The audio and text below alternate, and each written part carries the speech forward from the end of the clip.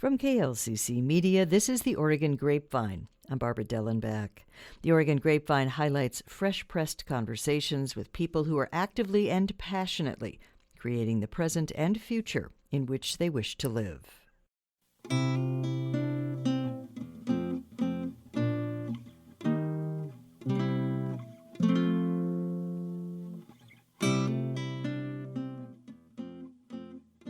Harley Agustino is the Executive Director of Base Building for Power. Thank you so much, Harley, for being on the Oregon Grapevine.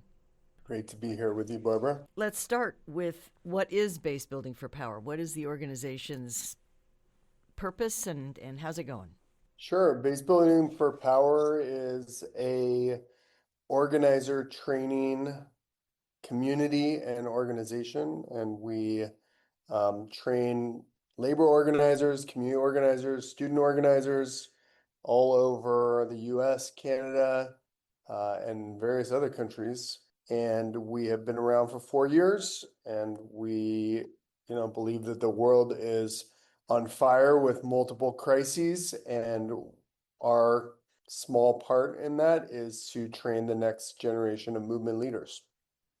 This is kind of a general overall view, but when we talk about organizing, is it necessarily political action, or is it also, is it political in the broadest base of that, or are we also talking kind of within your workplace, or how does the word organizing work in this context? I guess to use myself as an example, I was thrust into a tenant organizing situation where a bunch of Latino families were being evicted in Southern California. And I started learning how to improve my community. And that took me sometimes into political arenas. I was a labor organizer for 15 years. I formed tenants unions in every community that I've been in. So when you train somebody with the skills to improve their community and to organize and base build, which by that we mean to, recruit more volunteers and more people into the movement, you can really take that into anything in your life. Does it include everything from canvassing to passing out flyers to just talking to someone in the grocery store? How do you define or use these skills and encourage people to do it and maybe not be nervous? Well, the nerves of getting people involved are many, and we all have them. Our approach is that you really just get better by doing it. There's really no book, there's no podcasts, not even my YouTube channel is going to help you get out over the nerves. You just got to do it. And if I knock on 1,000 doors, I'm going to feel a lot less worried about rejection by that thousandth door. As you have been doing this work for a number of years, do you feel that these times in this moment are bringing more people to the fore to say it's time to do something? Absolutely. I've been knocking on doors and training organizers in swing states and swing congressional districts, and primarily rural communities, but also urban communities as well. And every time that I talk to somebody, I ask them to volunteer, to step up, to talk to their friends and family, to knock on doors, to do something. And last year, 87% of the people that I and our team talked to were willing to do something. The challenge that we have is that while there is a huge interest in everyday people, if you go into a park or you go to someone's door to step up in their community, there are not enough people who are asking them. There's not enough people who are trained on how to ask and given the space to get over the nerves to ask a lot. Because when we go and ask, people are willing to step up. And our role is to really train people to get not just the skills, but also the confidence and also the community to be effective agents for change. I know that with nonprofit or community building boards, there is always an issue of, at least in my experience, board members do a variety of things, but one of the main things that they do is they need to fundraise, whether that has to do with, in whatever form that is, stuffing envelopes, etc. But it always kind of makes people the most nervous that they're going to ask their friend to please support the library or please support this political action, as if that person's never going to talk to them again. So how do you kind of talk to someone to say, no, really, it's easier than you think? I think more important than it's easier than you think is kind of reframing the ask. I was trained by United Farm Worker organizers who taught me at a young age that when you're asking somebody to do something, you're giving them an opportunity to improve their lives. And if you really believe that, then it's not about you. It's about giving them that opportunity. So same goes for fundraising. If I'm asking you to support this cause and I believe that you care about this cause, then I should ask you and give you that opportunity. It's really asking is really empowerment. It's really believing in people and enabling everybody to make their own choice of what to do. Now, what we're always afraid of is that the person's going to say no, that they're going to say, how could you ask me for money? I don't have any money. How could you ask me for time? I'm burned out. And does that happen? Yeah, very rarely. But yeah, it happens. But even now, when that happens, it's like, look, I still gave that person an opportunity. And whether they take it or not is up to them. And they may have all kinds of things going on in their lives. All of it has nothing to do with me that could prevent them from wanting to or feeling like they have the capacity to. But the role of the organizer is really to ask and learn to ask with confidence. And when you approach it from the standpoint that you're giving somebody an opportunity to make a decision, then that's the thing that's helped me the most get over guilt or fear of rejection. This is putting you on the spot a little bit, but in your years of doing this, is there an anecdote or two that kind of steps up to you, a person that you still think about that you think, wow, look at that. They came as this and they ended up doing that. And isn't that interesting or amazing? I mean, my life is filled with people. It's one of the things that I love the most about this work is just how much I get surprised. You never know. I'll give you an example. Olinda is one of the trainers now of our program. When I first met Olinda, I met her on an online. We were doing like an online phone bank, and she came in. She had this really grumpy face, and I was like, "Okay, I want to see how is this going to go." I'm not sure this person is a good fit. There was just a vibe. There was just a vibe, and I was just like, I don't know, but like I said, I'm going to give this person an opportunity and let's see what happens. And she's a working class person who's been a pastry chef in a Safeway for 20 years, never organized before, never had the opportunity, had a lot of feelings, but never had the opportunity, has a trans kid, has a kid in jail, has a lot of lived experience. She's indigenous. And so she basically completely surprised me. And not only did she turn out to be a good organizer and very tough, but she also, that attitude or the like grumpy thing that I saw in the beginning, she's actually a totally lovely person. And everybody likes her and everybody works with her. And if you were to tell me that she's going to be leading a training of 100 organizers, I would have said, I doubt that.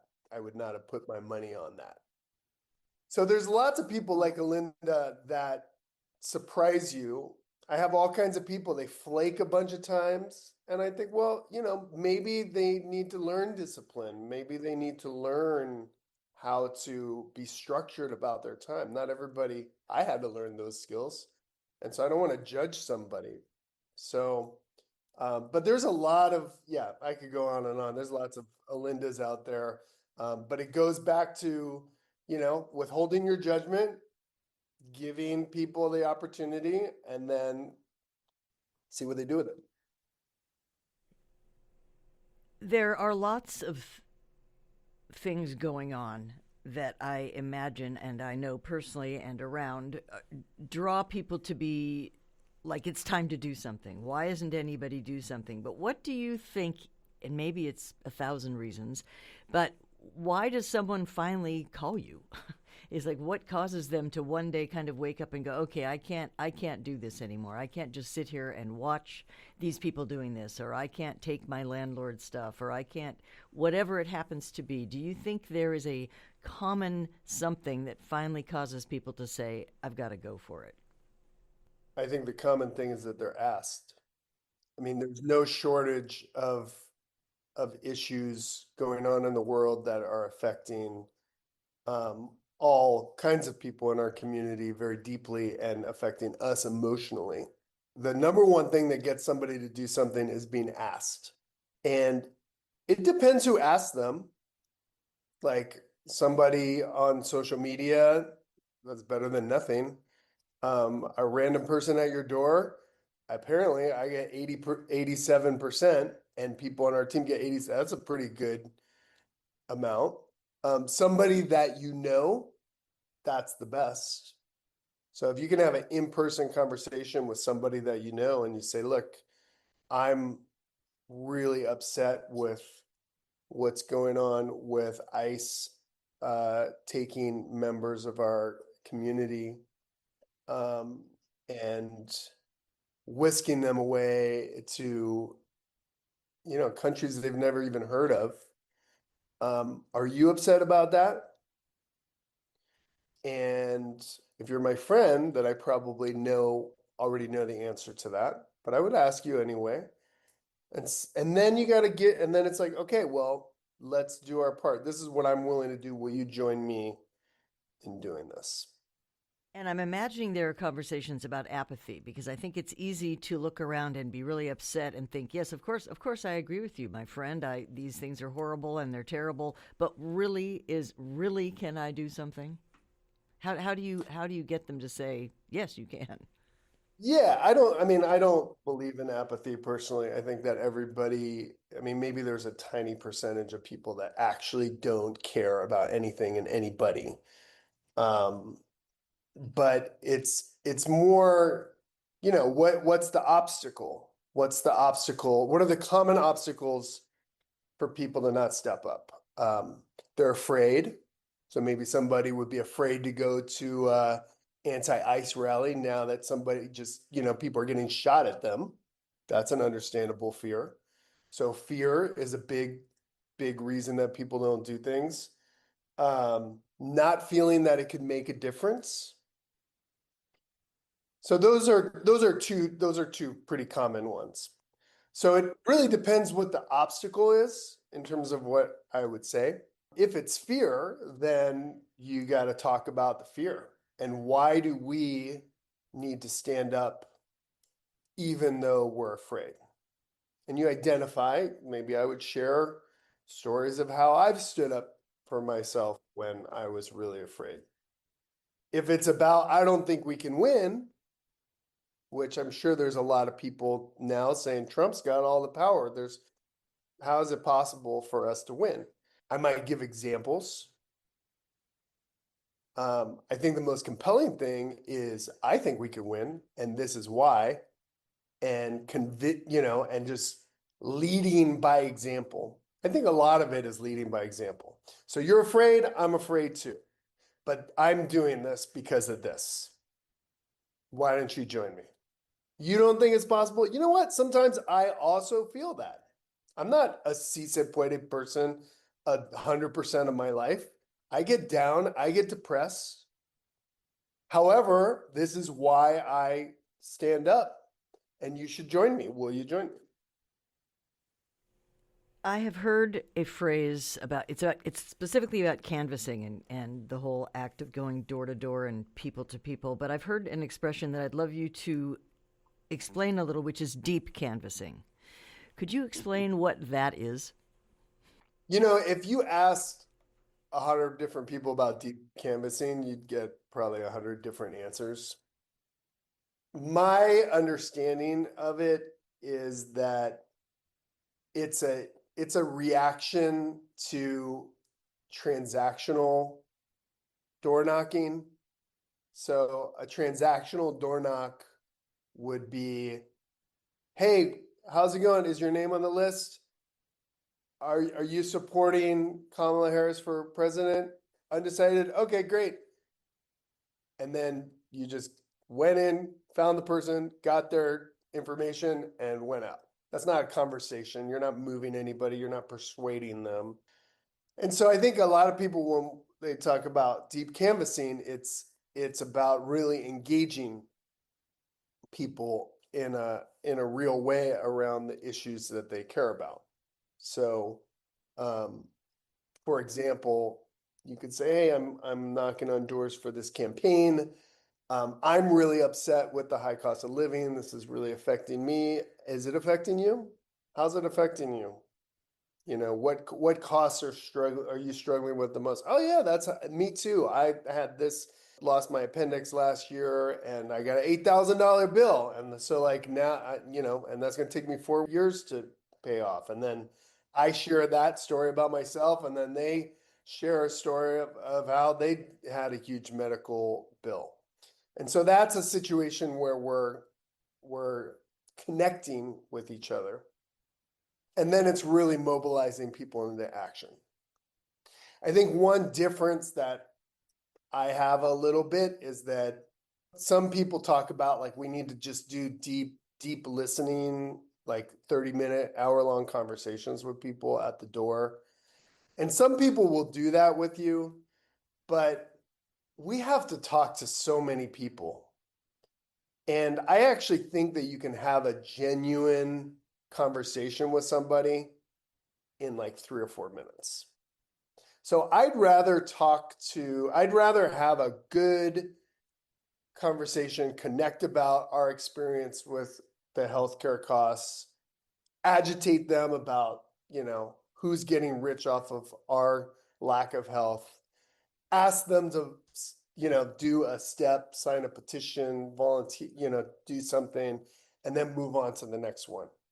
I think I can make an impression in 3 or 4 minutes with folks. And if I can do that with 20 people in a 2 or 3 hour, then I can start to figure out, okay, and if let's say I recruit 18 volunteers or 18 people who say they'll do something, there's probably a gem in there that would really do a lot. I got to find that gem. But if you just spend 1 hour talking to one person, it's going to be hard to sift through and find the gems that are really going to be the movement leaders, the Alindas, like I said. What inspires you, Harley, to keep doing this work? I mean, I was trained by United Farm Worker organizers and leaders, and in particular, Dolores Huerta in the early 2000s. And she was co-founder of the United Farm Workers, of course. And she coined the phrase "si se puede," which is said in marches throughout the world now and was co-opted by Barack Obama. And so, but learning about "si se puede" from Dolores, it wasn't just a word, right? It's an attitude. It's like we can do this. And when I learned about the farm worker struggle and how they stood up to the growers, the most powerful bosses, and just really nasty stuff. And Dolores herself, single mom, 12 kids, labor leader, just saying, si se puede, we're going to do this. That spirit is infectious. And when a group of people gets excited about that, all kinds of things can change. That doesn't mean that every campaign is a victory. I've lost all kinds of stuff, but I've won a lot of things.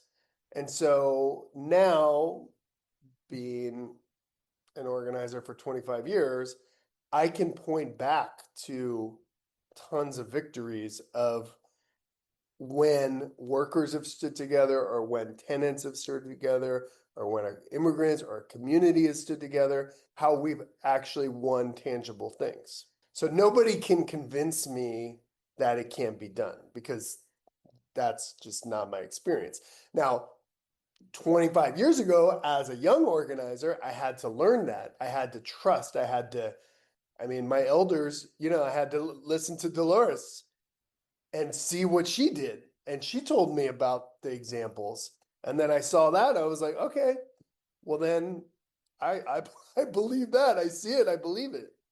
So then I did it. And then she trained me how to organize. And then we made all kinds of changes. And then that experience just, helps you, getting that firsthand experience of change or victory is better than reading the books or watching the documentaries, because you feel it just much more viscerally. Let's circle back to the very beginning and just talk a little, if you will, expand a little on base building for power and that organization and how people can, why perhaps they should be involved or how they can get involved specifically with the work your organization is doing. So we started 4 years ago. Actually was in coordination, was a collaboration, excuse me, with the Dolores Huerta Foundation. And we do trainings all over the place, and we have lots of different kinds of trainings. We have a YouTube channel, which is obviously not interactive, but it's something. People seem to be liking it. I don't know. We have virtual 3-week trainings. We do in-person door knocking trainings. You can sign up on our website, basebuilding.net, to learn about different opportunities. We run campaigns around economic, racial issues. We contract with organizations, with labor unions, with community organizations. So there's any organizational leader that is looking for help on how to build their base or recruit volunteers, we do that as well. And then once somebody is a part of our network, we're actually really a community of people that build together, because we know that organizing for racial and economic justice is it's challenging, and the only way that I know how to do it is to be in community with people. And so we help people make connections. If you were organizing tenants in Oregon, I know people who are organizing tenants all over the world that I could connect you with, right? So so we connect. There's a lot of different things. It's kind of hard to put in a nutshell, but training people with the skills in various different formats is the main thing that we do. And a phrase that keeps kind of coming back to me, having been involved in other kinds of organizing and work, is the idea of reinventing the wheel. I think sometimes you get into this place by yourself or in a small group and you think, okay, I've got to figure out how to do this. And actually, people like base building, organizations like base building, or these other places, it's better, it can be better and really useful and empowering to find other people who are doing the work and, oh, we tried this and try this, etc. So I'm assuming you have conversations about that as well. Yeah, it's interesting. Like, the funding world loves shiny new objects. And so it kind of forces organizations to create like different wording for things that we know work.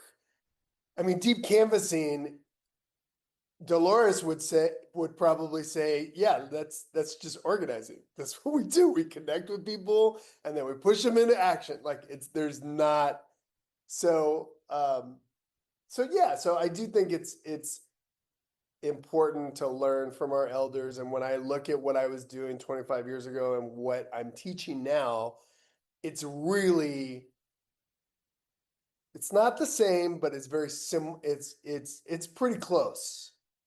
But it has been, it has been molded. Obviously, every generation is different.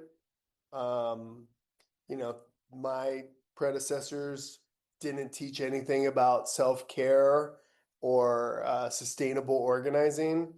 I had a whole conversation with our trainers yesterday about boundaries and what that means in a movement building, in a leadership content, why in a leadership context, why that's important. That's not a conversation that was had 20 years ago, right? So there are some new things that we need to develop, but the basics of how to get people to step up, it hasn't changed very much. And it's also not that different in different countries, because I've organized in different countries. A boss is a boss, a landlord's a landlord. Fear is fear. The wealth gap is widening everywhere. The right wing is getting higher, is getting more powerful everywhere. Anti-immigrant sentiment is in every country, right? So there's a lot of dynamics that are happening, and that we can learn from. And in some ways, it makes it easier to learn, because it's really just about connecting with people, being open, being honest, being genuine, and then asking people to do the courageous thing that you've decided to do. Thank you so much, Harley Agustino, for being here today and being on the Oregon Grapevine, and for the work you do. I really appreciate your time. Thanks for having me. You've been listening to KLCC Media's The Oregon Grapevine, fresh pressed conversations with people who are actively and passionately creating the present and future in which they wish to live.